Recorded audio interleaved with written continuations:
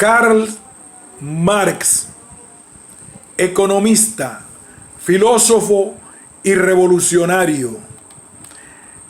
La figura de Marx es sin duda una de las más controvertidas de toda la historia de la filosofía, no solo porque haya sido muy discutida por los filósofos, sino también por su influencia en las sociedades de su tiempo y por la larga sombra de su pensamiento que ha iluminado a muchos de los filósofos más importantes del siglo XX. Economista, sociólogo, filósofo. Al pensamiento marxista se asocian ideas políticas económicas sin que su obra haya sido siempre bien entendida. A ello contribuye la complejidad de la misma. Una buena formación económica puede impedir que se profundice en algunas de sus ideas filosóficas, mientras que sus intérpretes que provienen del campo de la filosofía encuentran muchas dificultades para comprender textos tan importantes como El Capital. El joven Marx nació en Treveris, dentro de una familia judía. Su padre, jurista de profesión, se vio obligado a renunciar a sus creencias y a convertirse al protestantismo para poder ejercer su trabajo, proceso por el cual terminaron pasando también sus hijos y su esposa. Este suceso marcará profundamente la relación de Marx con la religión. Fue educado en un ambiente abierto, liberal, con frecuentes lecturas de autores franceses como Voltaire, Racine o Rousseau. Durante sus años de formación en el instituto, demostró estar muy bien dotado para las tareas intelectuales, pero su carácter crítico e incluso agresivo le granjeó varios problemas y enemistades. Estudió Derecho en Bonn y Berlín, pero enseguida se sintió mucho más atraído por la filosofía, materia en la que se doctoró en 1841, con un trabajo sobre el materialismo. Pese a su capacidad para el estudio, sus ideas críticas y sociales le bloquearon cualquier tipo de acceso a la vida universitaria. En esta época se sintió fascinado por la crítica de Feuerbach a la religión, que después incorporaría a su propia filosofía. Lejos de dejarse arrinconar por el rechazo universitario, Marx comenzó a colaborar con la publicación de la Gaceta del Rin, con artículos en los que aborda problemas sociales que molestaron a la censura de su tiempo. Al final, la publicación es prohibida y Marx marcha a París. Crítica a la filosofía, 1843-1848. En cuanto llega a París, Marx se compromete en la edición de los Anales franco-alemanes, que solo alcanzará el primer volumen. En este tiempo, Marx entra en contacto con otros pensadores revolucionarios de la más diversa índole, socialistas, comunistas, anarquistas. Se relacionó con Heine, Proudhon, Bakunin, y en esta época comienza en Bruselas. Marx había sido expulsado de París. Su amistad con Engels, que será después su gran colaborador. El compromiso social y político de Marx se convierte en una de sus características definitorias. Sus años de crítica y rebelión. Le repugna El idealismo abstracto de Hegel, contribución a la crítica de la filosofía del derecho de Hegel. La falta de compromiso de Feuerbach, tesis sobre Feuerbach, pero también el socialismo utópico de Proudhon, la miseria de la filosofía. En el año de la Revolución, 1848, redacta junto a Engels el Manifiesto del Partido Comunista, otra de las obras clave para comprender esta etapa crítica en la que combina su compromiso y activismo social con la formación de algunas de sus ideas esenciales, que aparecerán desarrolladas plenamente después. La crítica de la economía política y las bases del materialismo histórico, así como la función revolucionaria del proletariado. Su aspiración será la de formular un socialismo científico. Años de acción y madurez, la internacional y el capital. Tras su estancia en París durante la Revolución, Marx se instala en Colonia con la intención de extender el espíritu revolucionario a través de la nueva Gaceta del Rin. Pero el fracaso de esta tarea le devuelve a París, desde donde pasaría a Londres, donde fijará su residencia definitiva, excepto para viajes ocasionales. Sus esperanzas en una nueva revolución proletaria se ven aplazadas y comienza a profundizar en el estudio de la economía capitalista. En 1859 publica su contribución a la crítica de la economía política, donde además de criticar el capitalismo aparece claramente el materialismo histórico. Al poco tiempo comienza con la redacción de El Capital, quizás su obra más representativa, escrita entre penurias económicas y enfermedades. Pese al agotamiento físico, Marx funda la primera internacional socialista en 1868, que se disolvería en 1876, escribiendo sus estatutos y su discurso inaugural. La orientación de esta organización enfrentará a Marx con otros socialistas y anarquistas como Bakunin y Proudhon, e incluso con algunos de sus intérpretes y seguidores. En los últimos años de su vida, sufrió la muerte de su esposa y de su hija, pero antes de su muerte tuvo tiempo para publicar el segundo tomo de El Capital y dejar preparado el tercero. Como se ve, la idea de Marx estuvo tan marcada por el desarrollo de su propia teoría y de su crítica al capitalismo, como por su compromiso con los movimientos sociales y proletarios de su tiempo. Desde un punto de vista filosófico, recibió la influencia de Hegel, del socialismo utópico y de la economía política inglesa, pero fue capaz de mantener ante todos ellos una actitud tremendamente crítica. Es esta crítica la que paradójicamente le permite el desarrollo de una teoría en la que la transformación de la sociedad y el pensamiento de la misma van unidas. Teorías y praxis no pueden estar separados, sino que van de la mano en el pensamiento marxista. La única influencia que aparece como una constante a lo largo de toda su vida es la de su amigo Engels, hasta el punto de que se ha llegado a discutir qué ideas pertenecen a Marx y cuáles serían originales de su colaborador. Antropología y dialéctica marxista. Antropología, una teoría de la alienación.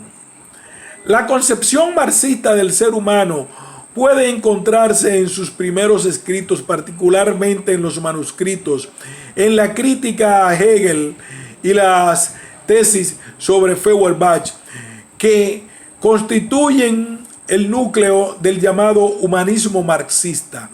La crítica marxista se concreta en estos tres puntos. Respecto al ser humano hegeliano, que es autoconciencia y pensamiento, para Marx debe primar en el hombre la actividad. en el polo opuesto. Al entenderlo únicamente como actividad y trabajo, la economía política cosifica al ser humano, robándole su capacidad de tomar decisiones y de hacerse a sí mismo.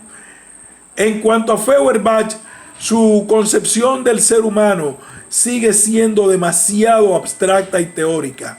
Se olvida del lado práctico del ser humano y así se aleja del hombre concreto para ocuparse de una esencia tan abstracta como inútil. Marx defiende que no existe una esencia del ser humano que deba ser realizada, sino que el hombre es trabajo, actividad. El ser humano se hace a sí mismo en sus propias acciones y decisiones, sin realizar ningún modelo previo.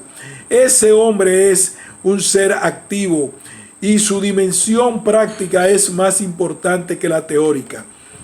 El hombre no puede entenderse solo como un animal racional si la capacidad de pensamiento domina sobre la capacidad de acción. Se reproduce una concepción injusta heredada ya de las sociedades esclavistas. Además, hemos de tener en cuenta que el trabajo y la acción es lo que ponen en contacto al ser humano con la misma naturaleza y con el resto de seres humanos. A través del trabajo, el hombre transforma la naturaleza y ocupa un puesto determinado en la sociedad. Por todo esto, dirá Marx en la sexta tesis sobre Feuerbach, que la esencia humana no es algo abstracto inherente a cada individuo, es en realidad el conjunto de las relaciones sociales. Tomando como referencia este cambio en la concepción del ser,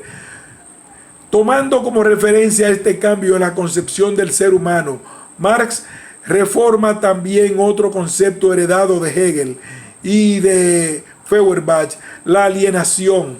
Podríamos definirlo como aquel proceso o situación social por la que el hombre se convierte en algo distinto, ajeno o extraño a lo que debería ser, a lo que le corresponde. Marx entiende que esta alienación se da precisamente en el trabajo, aquello que debería realizar el hombre. No olvidemos que este es actividad, es precisamente lo que le termina cosificando, lo que le esclaviza, lo que le convierte en algo inhumano, por tanto, en algo distinto de lo que el hombre es. En la medida en que el trabajo no humanice al ser humano, se tratará de un trabajo alienante y estará en el punto de mira de la crítica marxista. En concreto, Marx afirma que esta alienación que se produce por medio del trabajo tiene 4 dimensiones.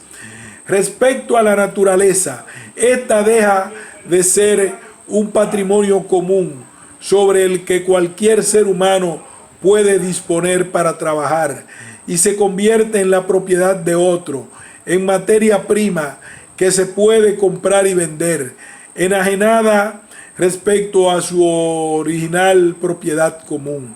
2.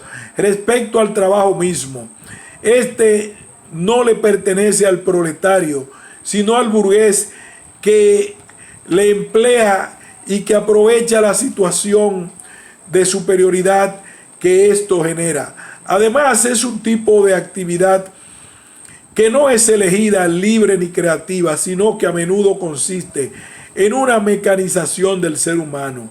El proletario no elige su trabajo y se ve obligado a venderse a sí mismo como trabajo, lo que le hace sentirse extraño, insatisfecho, explotado. Está en lo suyo cuando no trabaja y cuando trabaja no está en lo suyo.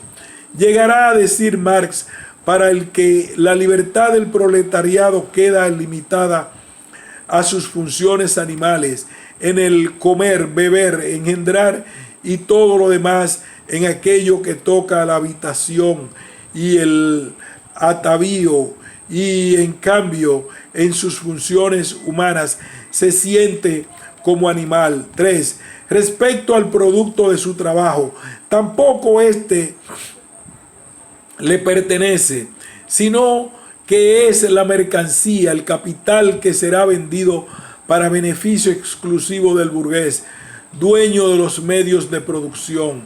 Esto aumenta aún más el abismo de la desigualdad que existe entre la burguesía y el proletariado.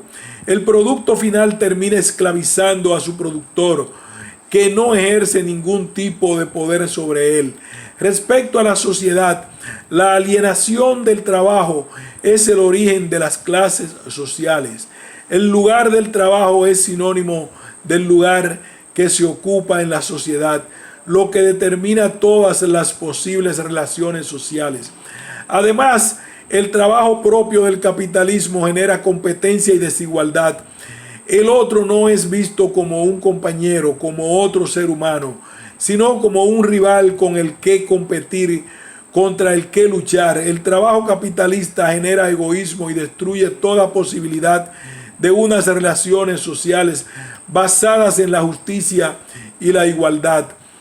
Para Marx hay una relación directa entre esta alienación del trabajador y la propiedad privada. Por eso, desde esta primera época en que perfila el concepto de alienación, abogará por una supresión del capital que tendrá como consecuencia la desaparición de la alienación del hombre. El ansia de tener, de dominar las cosas, de vencer sobre los demás, se verá sustituido por una nueva relación con la naturaleza basada en sentimientos como el amor o la confianza. La dialéctica marxista. Marx toma de Hegel el esquema dialéctico de tesis, antítesis, síntesis. Sin embargo, este esquema dialéctico no sirve para explicar el desarrollo, el desenvolverse del espíritu o la conciencia, sino de la materia. Por ello, Marx dirá que Hegel tuvo el mérito de exponer de un modo conceptual la dialéctica, aunque lo hiciera al revés, en vez de tomar la materia como punto de partida, que es precisamente la propuesta marxista. Hegel opta por la conciencia. La dialéctica marxista representa una inversión del planteamiento hegeliano. Para el autor del Capital, la materia, entendida sobre todo en un sentido económico, es la clave explicativa de la realidad. Así, frente a la dialéctica de la idea de Hegel, Marx propone una dialéctica de la realidad y de su transformación revolucionaria. Desde esta óptica, no tendrá solo fines explicativos o descriptivos de la realidad, sino que intenta modificarla, ser un elemento más que indique las contradicciones internas que deben ser encaminadas. El poder de la dialéctica reside entonces no solo en la capacidad teórica, sino también en la capacidad práctica revolucionaria. La contradicción es el motor de la realidad y los procesos dialécticos se presentan de un modo abierto, inacabado. Las síntesis alcanzadas no son perfectas e incluyen dentro de sí contradicciones que terminarán manifestándose y dando lugar a nuevas síntesis de la realidad. La dialéctica marxista tiene un doble significado. Por un lado, Engels trata de aplicar el esquema materialista a la naturaleza, resultando de esto el materialismo dialéctico, en el que Marx no participó directamente. De hecho, aún se duda de que se identificara con este tipo de explicación. Por otro lado, Marx desarrolla el materialismo histórico, que trata de comprender la historia y la economía a través de la dialéctica. Veamos en qué consiste esta teoría marxista. El materialismo histórico y el análisis de la sociedad. El materialismo histórico de Marx no se puede interpretar como el materialismo clásico de Demócrito o Leucipo, ni tampoco como el mecanicismo científico, tan propio de la modernidad. La intención de Marx no es afirmar que todo es materia, sino que su propuesta va más allá, precisamente por el hecho de aplicarse a la historia y la economía. De manera que este materialismo marxista está alejado del idealismo hegeliano. La realidad material será más importante que el pensamiento, pero también mantiene una distancia crítica respecto al materialismo clásico y el mecanicismo, demasiado reduccionistas. Piénsese en los nuevos modelos científicos del siglo XIX, como la teoría de la evolución, y estáticos, carentes del dinamismo propio de la dialéctica. Por si esto fuera poco, el materialismo clásico es solo una teoría más, sin preocuparse de la transformación de aquello que observa. La realidad es solo un objeto de contemplación y no de transformación, que es precisamente la concepción marxista de la realidad. Las cosas no están ahí simplemente para decir todo lo que percibo es una composición material y continuar la vida de un modo teórico. La naturaleza y el mundo social están ahí para ser transformados por un ser humano que por esencia es actividad, trabajo, dimensión que parece olvidada por el materialismo clásico. El hombre está en medio de la realidad, rodeado de una naturaleza que no únicamente es contemplada, sino también transformada. Y es en esta transformación donde se expresa la verdadera esencia del hombre, a través de la práctica trabajo. Marx intenta superar la tensión entre el idealismo demasiado alejado de las cosas y un materialismo demasiado apegado a las mismas. Su intención última es ampliar el punto de vista de un materialismo demasiado rígido y rebajar las alas al idealismo. Mediante un planteamiento dinámico podemos entender al hombre en relación con las cosas. Hombre y realidad están íntimamente unidos a través del trabajo, verdadera esencia del ser humano, que a la vez lo realiza y transforma la naturaleza. Como consecuencia de esta tesis, las ideas de los hombres están estrechamente ligadas a las condiciones materiales de cada ser humano, especialmente al trabajo que realiza el hombre dentro de la sociedad y al lugar que ocupa dentro de la misma.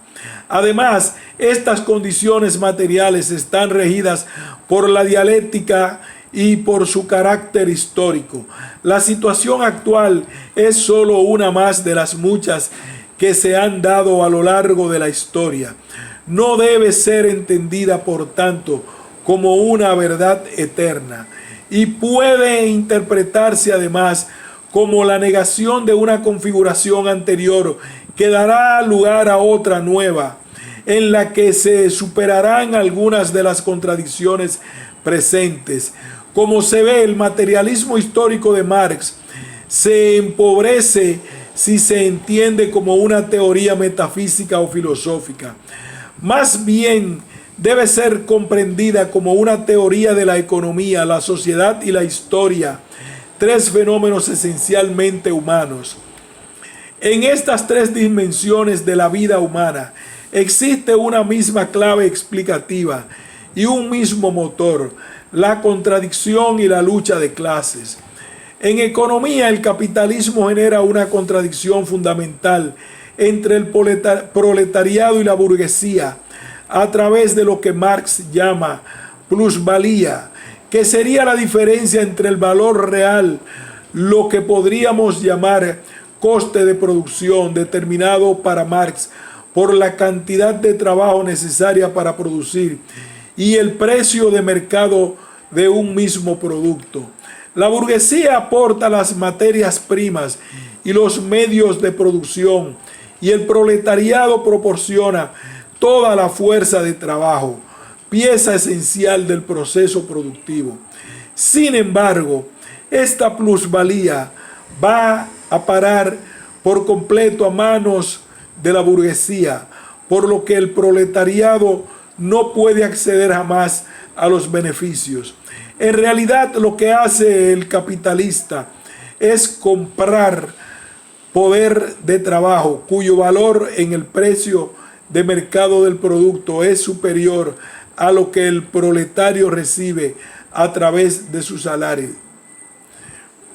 Al convertir la fuerza de trabajo en una mercancía más de cambio, el trabajador queda atado el burgués y se produce la alienación. Al convertir la fuerza de trabajo en una mercancía más de cambio, el trabajador queda atado, el burgués, y se produce la alienación. El sistema capitalista enfrenta de este modo a ambas clases sociales. El capital vale más que el trabajo, que es siempre considerado como un elemento más del sistema productivo, excluido el reparto de la plusvalía que impone el burgués, y que por tanto, por otro lado, debe pagar el proletario en el mercado de bienes.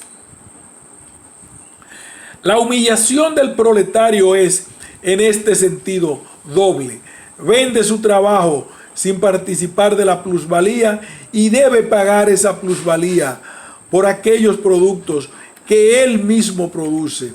Este enfoque puramente económico debe complementarse con el análisis marxista de la sociedad, recogido, entre otras palabras, en la contribución a la crítica de la economía política.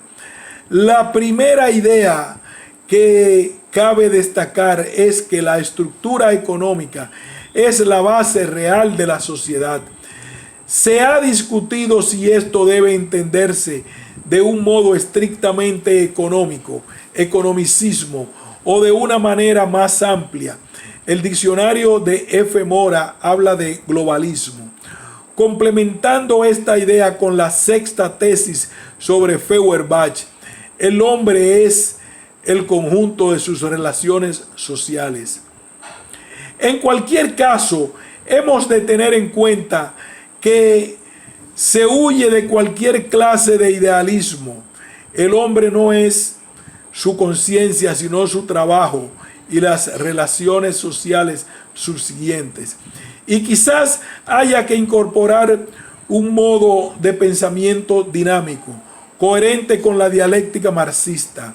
El sistema económico genera unas relaciones sociales determinadas que respaldan al sistema que las creó. Cuando esto se ha perpetuado a lo largo del tiempo, economía y sociedad están profundamente entrelazadas. De hecho, la anterior interpretación se ve confirmada si nos detenemos a descomponer el mismo concepto de estructura económica. Esta vendría configurada por las relaciones de producción y las relaciones de propiedad, aquellas relaciones que se establecen entre los hombres derivadas del proceso de producción reciben el nombre de relaciones de producción.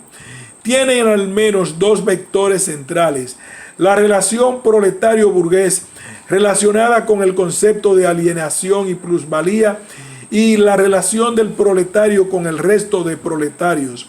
Estas relaciones se expresan jurídicamente en las relaciones de propiedad, que permiten al capitalista apropiarse de los medios de producción, y lo que es aún más grave, de la naturaleza, convertida ahora en materia prima del proceso productivo. En el capitalismo, la burguesía se adueña de los medios de producción y las materias primas, mientras que los proletarios tan solo son dueños de su propio trabajo, convertido, como ya vimos, en mercancía. El trabajo unido a los medios de producción forman lo que Marx denomina fuerza productiva. Esta estructura económica formada, relaciones de producción más relaciones de propiedad más fuerza productiva, crea una superestructura ideológica que es el conjunto de productos, costumbres y representaciones culturales que sirven a un doble fin. Justifican y legitiman aquella estructura que los ha creado y por otro lado esconde u oculta el conflicto y la contradicción que existe en la base económica. La ideología estaría formada por el sistema político, las leyes, la religión, el arte. Todos ellos sirven para justificar el status quo y para distraer la capacidad crítica del proletariado. Infraestructura y superestructura mantienen una relación bidireccional. Por un lado, la infraestructura genera una superestructura que justifica a la primera y que por tanto puede influir de un modo determinante en su mantenimiento, aceptándose también la posibilidad de que pudiera modificar las relaciones que se establecen en la infraestructura, como ocurre en el resto de la filosofía marxista. Debemos entender las relaciones entre ambas de un modo flexible y dialéctico, y en ningún caso desde una óptica mecanicista y cerrada. El capitalismo queda marcado entonces por la contradicción interna que lleva en su seno, bajo la aparente tranquilidad social garantizada por las leyes, el sistema político y la religión. Late un conflicto que cuando se desarrolle suficientemente conducirá a la disolución de este modo de producción. Cuando las fuerzas productivas estén suficientemente desarrolladas, esta contradicción será aún más aguda y se manifestará de un modo mucho más evidente, pues las relaciones de producción no serán capaces de solucionar esta contradicción. Se llega así a una fase de revolución social que comenzará con la transformación de la infraestructura, que tendrá como consecuencia la aparición de una nueva superestructura. En este sentido, el aumento de la alienación y del proletariado y de la injusticia es en realidad un paso adelante en la toma de conciencia de clase por parte del proletariado y empujará a los trabajadores al levantamiento contra el capitalismo.